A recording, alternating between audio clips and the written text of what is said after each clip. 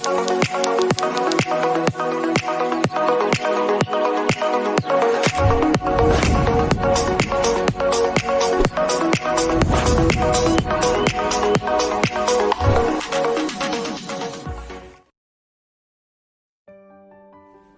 teman-teman, Assalamualaikum warahmatullahi wabarakatuh.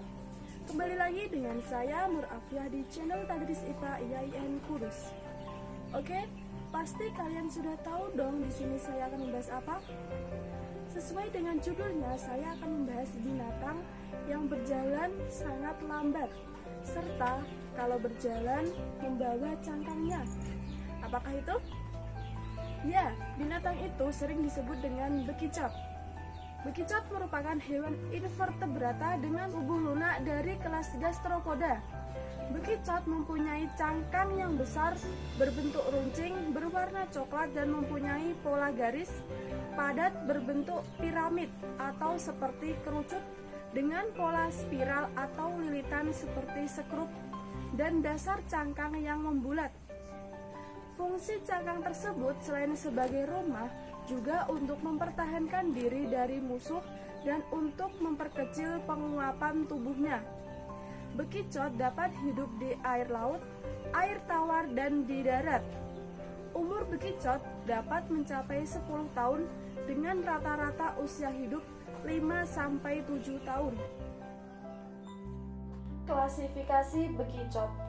Bekicot atau Pulmonata mempunyai klasifikasi dengan taksonomi Kerajaan Animalia, filum Mollusca, kelas Gastropoda, ordo Pulmonata, famili Acatinidae, genus Achatina, spesies Achatina fulisa. Bagian tubuh bekicot terdiri dari mulut, lidah, lambung, hati, anus, kaki, penutup cangkang, alat peraba, dan paru-paru. Kepala bekicot terdapat di bagian depan tubuh. Pada bagian kepala ada sebuah mulut yang dilengkapi dengan gigi parur atau radula. Bekicot mempunyai sepasang tentakel, yaitu tentakel pendek dan tentakel panjang. Pada tentakel pendek berfungsi sebagai indera peraba dan perasa yang bergerak dengan perut.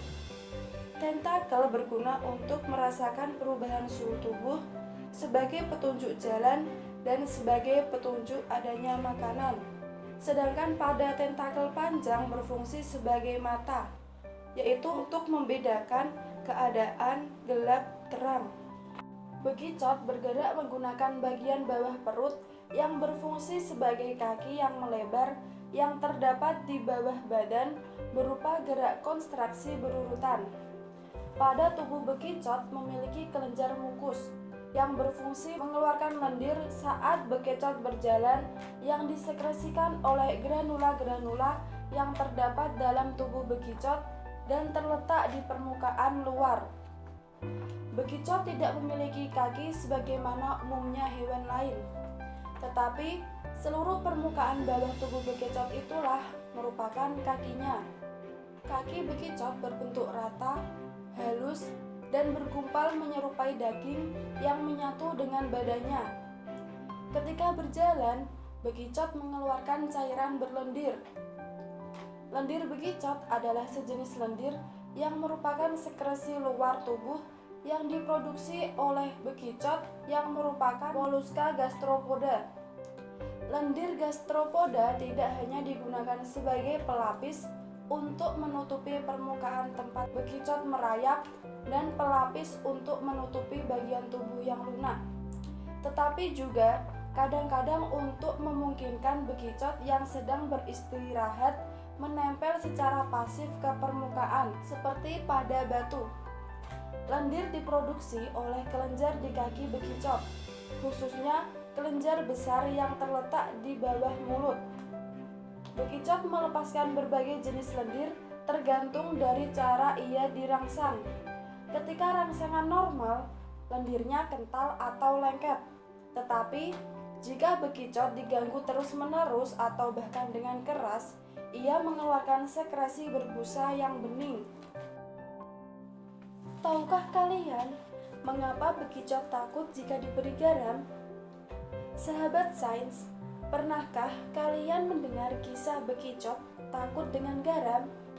Ternyata kisah tersebut benar adanya loh. Garam bisa mematikan bekicot. Dengan kata lain, tubuhnya tidak boleh terkena garam sedikit saja. Wah, mengapa demikian ya? Ternyata jawabannya berkaitan dengan sifat koligatif larutan yang menimbulkan reaksi osmosis. Osmosis adalah perpindahan partikel dari larutan yang lebih rendah konsentrasinya menuju larutan yang lebih tinggi konsentrasinya. Nah, tubuh bekicot terdiri dari cairan-cairan berlendir yang jika diberi garam, maka akan terjadi peristiwa osmosis. Perpindahan partikel terjadi dari tubuh bekicot yang rendah konsentrasinya menuju larutan garam yang lebih pekat. Akibatnya, tubuh bekicot mengerut dan kekurangan cairan. Itulah kenapa bekicot akan mati jika ditaburi garam.